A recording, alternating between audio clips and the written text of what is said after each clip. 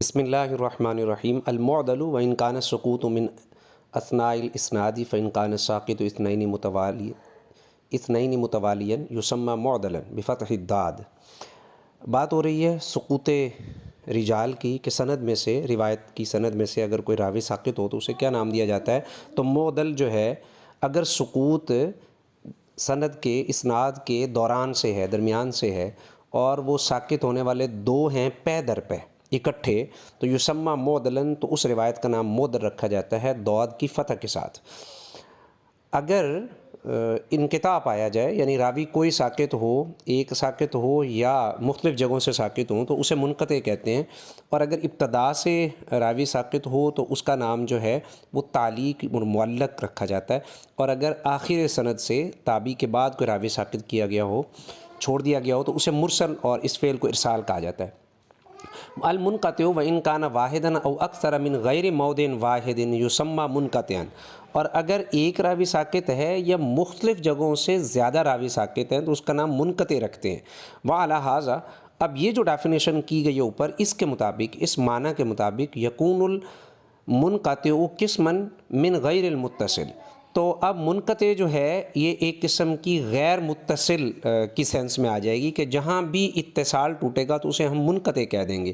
وقد یطلق المنقطع بمعنی غیر المتصل مطلقا شاملا لجمیع الاقسام، تو اب کیا ہوگا کہ منقطع کا جو اطلاق ہے، منقطع کو جو ہم اپلائی کریں گے غیر متصل کے معنی کے اندر مطلقاً، تو یہ پھر تمام جو اقسام ہیں ان کو یہ شامل ہو جائے گی، یعنی اسی کے تحت مرسل بھی آ جائے گا، معلق بھی آ جائے گا، معدل بھی آ جائے گا۔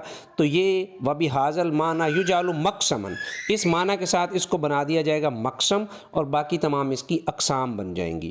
ویعرف الانقطاع وسقوط الراوی، اب جو ہے انقطاع کو پہچاننے کا طریقہ کار کیا ہوگا؟ طریق معرفت الانقطاع، تو بتایا جا رہا ہے کہ یعرف الانقطاع وسقوط الراوی بمعرفت عدم الملاقات، عدم الملاقات بین الراوی والمروی عنہ، اور انقطاع کو اور راوی کے ساقط ہونے کو پہچانا جاتا ہے راوی اور مروی ان کے درمیان عدم ملاقات کو پہچاننے کے ذریعے۔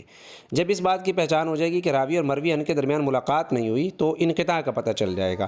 اب یہ جو ان کے درمیان ملاقات نہیں ہے، اس کا پتہ کیسے چلے گا؟ اما لعدم المعاصرت، یہ یا تو ہوگا کہ دونوں ہم عصر نہیں ہیں، ایک زمانے کے نہیں ہیں، معاصرت نہیں ہے، او عدم الاجتماع والاجازت عنہ، اور یا پھر وہ اکٹھے نہیں ہوئے، زمانہ تو ایک ہے لیکن کہیں پر اکٹھے نہیں ہوئے، اور راوی کو مروی ان سے اجازت نہیں ملی۔ اور اس کا پتہ کیسے چلے گا عدم معاصرت کا اور عدم اجتماع کا؟ بحکمی علم تاریخ المبینی، علم تاریخ بیان کرنے والی کے علم کے حکم کے ساتھ اس بات کا پتہ چلے گا۔ علم تاریخ کیا بیان کرتا ہے؟ لموالید الرواۃ ووفیاتہم، وہ راویوں کی تاریخ پیدائش کو بیان کرتا ہے اور ان کے سن وفات کو بیان کرتا ہے۔ وتعیین اوقات طلبہم و ارتحالہم، اور ان کے طلب علم کے لیے جو اسفار ہیں، اوقات ہیں، ان کو بتاتا ہے، اور ارتحال یعنی اسفار جو انہوں نے کوچ کیے ہیں اپنی زندگی کے اندر ان کو بتاتا ہے۔